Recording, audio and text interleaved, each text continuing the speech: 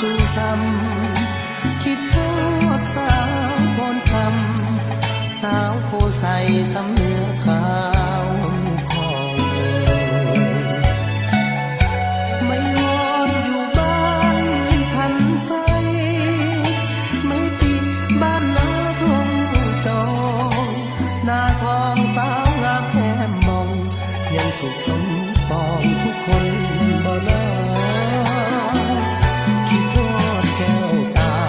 จึงถามข่าวมาบ่แม่นทะเลอยากขอมานั่งแง่สาวสีแพงไม่ท้องน้องลาใส่เด้สาวบ้านดีสุดอยากให้อายทุกซอกหาดาวเวียงนัดกันเทื่อหน้าจะมาเยี่ยมยามแม่กินข้าวงามบ้านนาลิว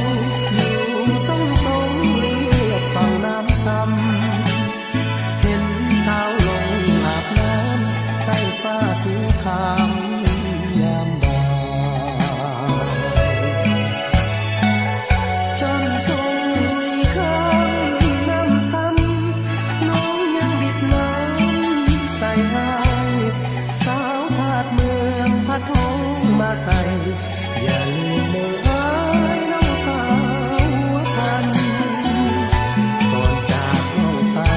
เพิ่นสั่งขวัญใจขอลาก่อนนะบ่โดนอายจะกลับมาหน้าสกางอย่าลืมคำมัน